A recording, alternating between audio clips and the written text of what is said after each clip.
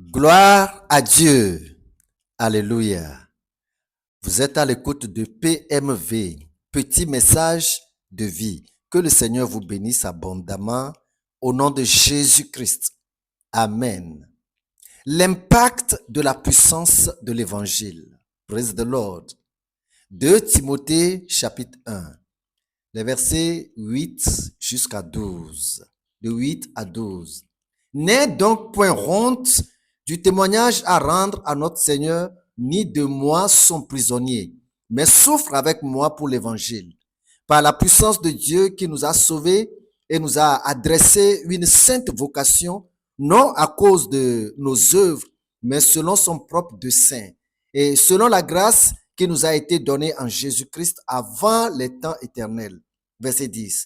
Et qui a été manifesté maintenant par l'apparition de notre Sauveur Jésus-Christ, qui a détruit la mort et a mis en évidence la vie et l'immortalité par l'évangile. C'est pour cet évangile que j'ai été établi prédicateur et apôtre chargé d'instruire les païens. Et c'est à cause de cela que je souffre ces choses. Mais j'en ai point honte, car je sais en qui j'ai cru. Et je suis persuadé qu'il a la puissance de garder mon dépôt jusqu'à ce jour-là. Gloire à Dieu. Ce message est adressé à toute la communauté chrétienne pour éveiller la conscience de notre devoir ou de notre obligation partout où le besoin se sent, et ceci jusqu'à la mort. Le seul et unique moyen d'éclairer sur les ténèbres des gens est la prédication de l'évangile. Seul l'évangile a la puissance de libérer. C'est lui qui suscite la foi. C'est pour cela qu'il est indispensable de faire entendre la voix de l'évangile. Romains chapitre 10. Et ici, devant moi, j'ai le verset 17. Romains chapitre 10, verset 17. Ainsi, la foi vient de ce qu'on entend. Et ce qu'on entend vient de la parole de Christ. Amen. Nous voyons déjà la priorité de la prédication de l'évangile. C'est lui qui suscite la foi pour croire et accepter Christ comme le sauveur et pour recevoir le pardon des péchés. Donc, si l'évangile n'est pas annoncé, le salut ne sera pas non plus accessible. Vous voyez? Dans Romains au chapitre 10, toujours, nous sommes dans le même passage. Romains, je prends maintenant les versets 13, 14 et 15. Romains chapitre 10, je descends au verset 13. Car quiconque invoquera le nom du Seigneur sera sauvé. Comment donc invoqueront-ils en celui en qui ils n'ont pas cru? Et comment croiront-ils en celui dont ils n'ont pas entendu parler? Et comment en entendront-ils parler s'il n'y a personne qui prêche? Et comment y aura-t-il des prédicateurs s'ils ne sont pas envoyés? Selon qu'il est écrit, qu'ils sont beaux les pieds de ceux qui annoncent la paix, de ceux qui annoncent de bonnes nouvelles. Alléluia. Ici, le passage décrit le genre de personnes que sont ceux qui prêchent l'évangile aux yeux de Dieu. Ils sont d'une beauté exceptionnelle. C'est non seulement pour le salut des âmes que Paul annonce l'évangile, mais aussi à cause de la beauté même de l'évangile. Et cette beauté, n'est-ce pas, que porte l'évangile, se reflète et brille au travers de ceux qui l'annoncent, proprement dit. C'est là ce que dit la Bible, qu'ils sont beaux les pieds de ceux qui annoncent la paix, de ceux qui annoncent de bonnes nouvelles. Parmi tout le peuple, ces gens sont particuliers et ils sont exceptionnels pour Dieu. C'est Dieu lui-même qui les a appelés et établis. Ils sont la bouche de l'Éternel. Ils sont le message de Dieu. Et l'Éternel a mis son message n'est-ce pas, de salut dans leur bouche. Un message qu'ils ne doivent pas retenir avant leur mort pour une raison quelconque. Non.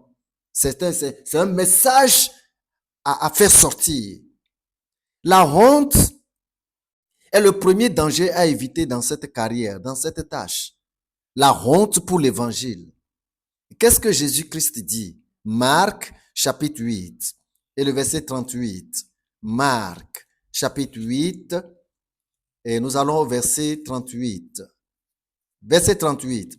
Car quiconque aura honte de moi et de mes paroles au milieu de cette génération adultère et pécheresse, le Fils de l'homme aussi aura honte de lui quand il viendra dans la gloire de son Père avec les saints anges.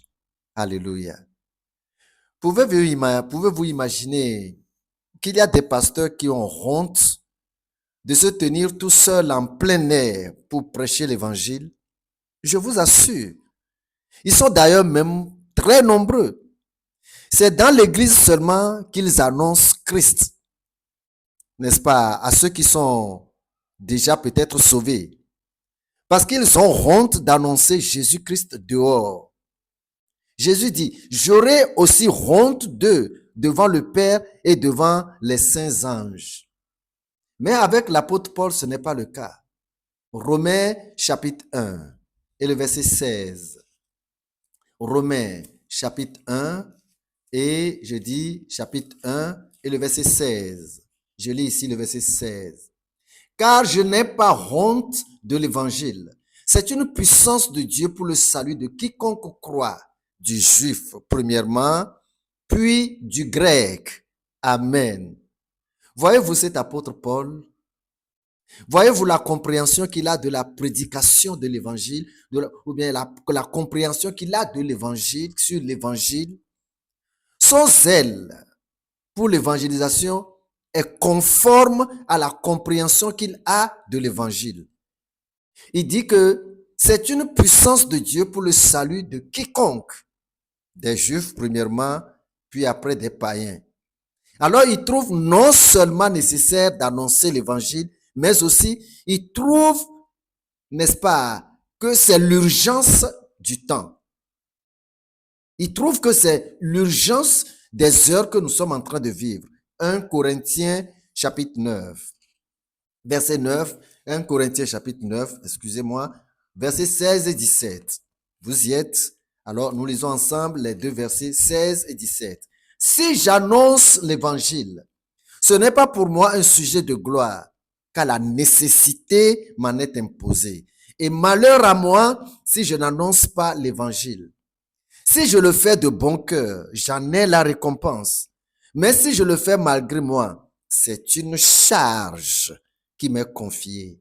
Praise the Lord. Praise the Lord. Et cette charge est confiée à tous ceux qui ont aussi fait la paix avec Christ. Ils ont aussi le mandat d'aller évangéliser les autres qui sont encore dans les ténèbres. C'est là ce qu'il disait à Timothée comme une urgence dans notre premier test lu au début de ce PMV. Quand il lui disait, n'aie donc point honte du témoignage à rendre à notre Seigneur. Et dans le verset 9, Paul fait comprendre à Timothée que c'est une sainte vocation qui nous est adressée après nous-mêmes notre salut. Voyez-vous? D'où nous vient cette vocation pour que Paul la juge de sainte vocation? Parce que c'est une ordonnance du Seigneur Jésus-Christ. Matthieu chapitre 10 et juste le verset 7. Matthieu chapitre 10 et le verset 7. Êtes-vous déjà à la page? Alors j'arrive aussi là et j'y suis. Matthieu chapitre 10, verset 7. Allez, prêchez et dites le royaume des cieux est proche. Alléluia. Ça, c'est une ordonnance qui vient du Seigneur Jésus-Christ. Et Paul, lui, pour affirmer l'urgence de la tâche, il appelle Timothée, son fils, le fait asseoir et lui expose l'urgence de la tâche à ne pas me considérer, l'urgence de la tâche à ne pas négliger. Nous le lisons pour terminer ce PMV. 2 Timothée chapitre 4 et le verset 2. 2 Timothée chapitre 4, verset 2. Vous êtes déjà arrivé? J'arrive aussi. Le chapitre 4 et le verset 2. 2 Timothée 4, 2. Prêche la parole. Insiste en toute occasion, favorable ou non. Reprend, censure, exhorte avec toute douceur et en instruisant. Praise the Lord. Ce n'est pas facultatif, ce n'est pas un choix à faire. Ce n'est pas facultatif au sein de la communauté chrétienne. Une fois que vous êtes né de nouveau, la charge vous revient comme une imposition du Seigneur Jésus. Si nous tous le faisons de bon cœur, nous en aurons la récompense. Et le Seigneur, le juste juge, nous la donnera, n'est-ce pas, à commencer par notre vivant et ensuite lors du grand jour des récompenses. Faisons alors chacun notre part. Gloire à Dieu. Que Dieu vous bénisse au nom de Jésus-Christ.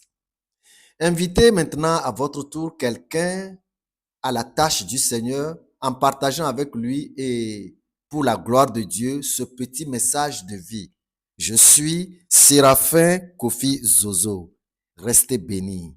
Amen.